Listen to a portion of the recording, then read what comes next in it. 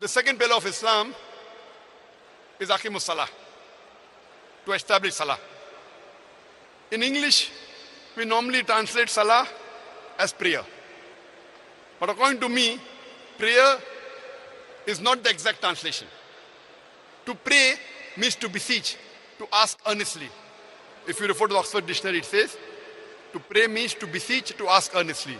Like a person prays in the court of law. To pray means to ask for help.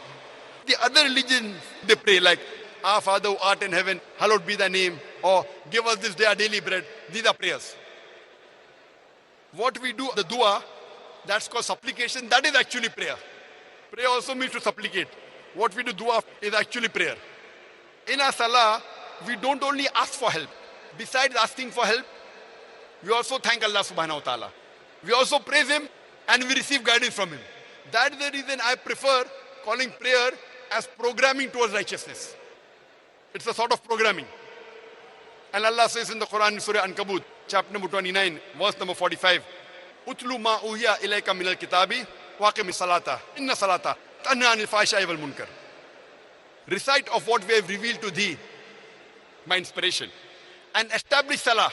For salah restrains you from shameful and unjust deeds.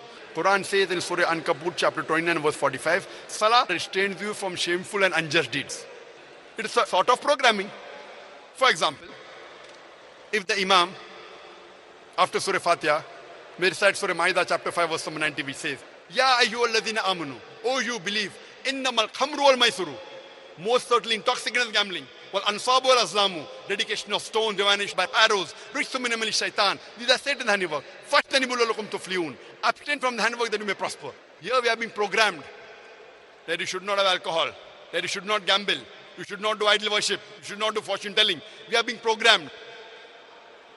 The Imam after Surah Fatiha may recite Surah Baqarah chapter 2 verse 188, which says, spend not your wealth on vanities, nor as bait for judges, in order to eat other people's wealth.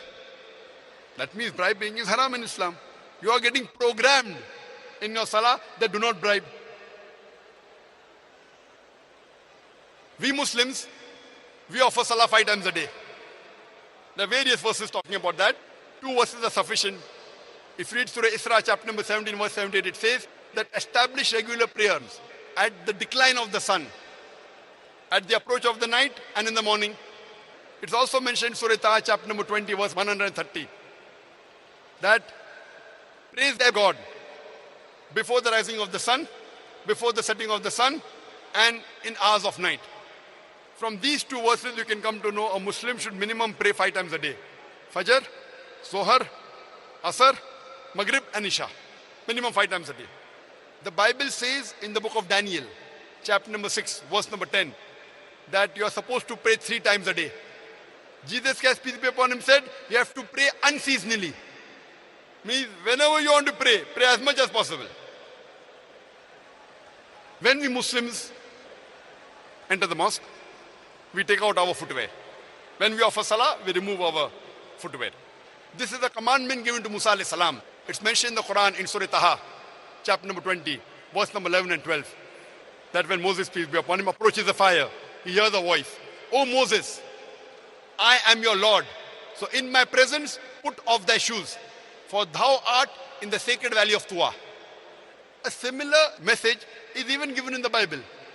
If you read the Bible, it's mentioned in the book of Exodus, chapter number 3, verse number 5. Almighty God is saying to Moses, peace be upon him, draw not nigh hither, put off thy shoes from thy feet, for the place where thou standest is holy ground.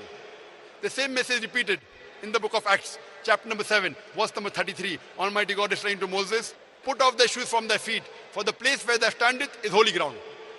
So because this was a commandment given to Moses, peace be upon him, we Muslims, we take off our shoes before we offer salah. But our beloved Prophet Muhammad Sallallahu Alaihi Wasallam also gave us permission to offer salah without footwear, as well as with footwear.